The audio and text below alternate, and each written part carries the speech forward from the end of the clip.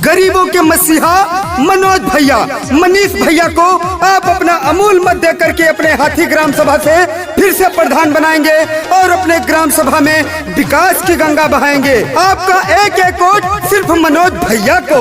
Gram सभा हाथी।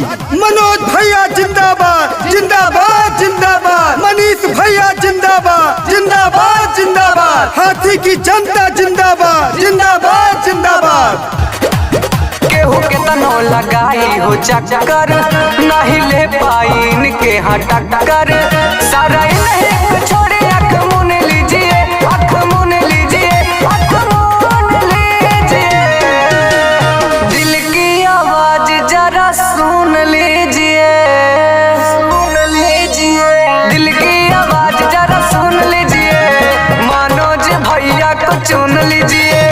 दिल की आवाज जरा सुन लीजिए, मनोज भैया को चुन लीजिए।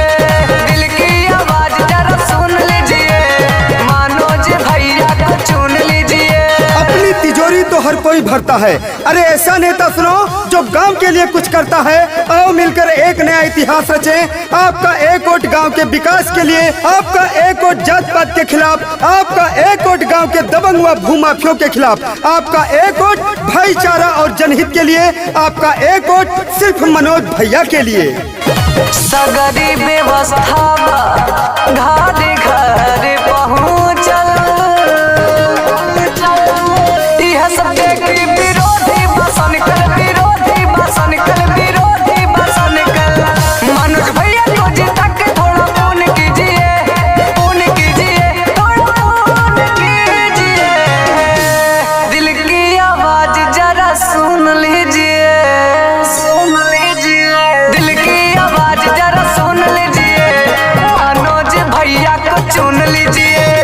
दिल की आवाज जरा सुन लीजिए, मनोज भैया को चुन लीजिए। दिल की आवाज जरा सुन लीजिए, मनोज भैया को चुन लीजिए। जालिम जब जब जुल्म करेगा, सत्ता के गलियारों से हाथी गांव का चप्पा चप्पा गूंज उठेगा मनोज भैया के नारों से। तो याद रखिएगा प्रिय मित्रों, आने वाले प्रधानी के चुनाव में आप अपने मनोज भैया, मनीष भैया को ही जिताएं और अपने ग्राम सभा हाथी गांव में विकास की गंगा बहाएं, अपने गांव को तरक्की की ओर ले जाएं, क्योंकि जब आप देंगे साथ तभी कर पाएंगे हमारे मनोज भैया विकास।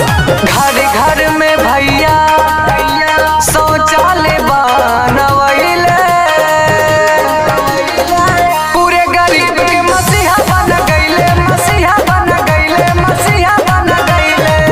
छोड़ के सारा टेंशन सुकून लीजिए, सुकून लीजिए, सुकून लीजिए।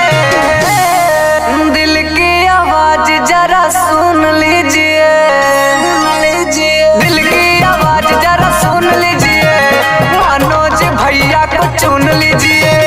दिल की आवाज जरा सुन लीजिए, मनोज भैया को चुन लीजिए। दिल की आवाज जरा सुन लीजिए, मनोज भैया को चुन लीजिए। और हमारे मनोज भैया का कहना है, मनीष भैया का कहना है कि काम किया है काम करेंगे, जन जन का सम्मान करेंगे, झूठे वादे नहीं करेंगे। सूरज सितारे चांद मेरे साथ में रहें, जनता की ताकत मेरे हाथ में रहे। शाखों से टूट जाएं वो पत्ते नहीं हैं हम, अरे आंधियों से कह दो कि अपनी औकात में रहें। ये कहना है मनीष भैया, मनोज भैया का। ग्राम प्रधान पद हेतु ईमानदार एवं संघर्षशील प्रत्याशी आपका भाई मनोज भैया। लॉकडाउन में सब व्यवस्था करो,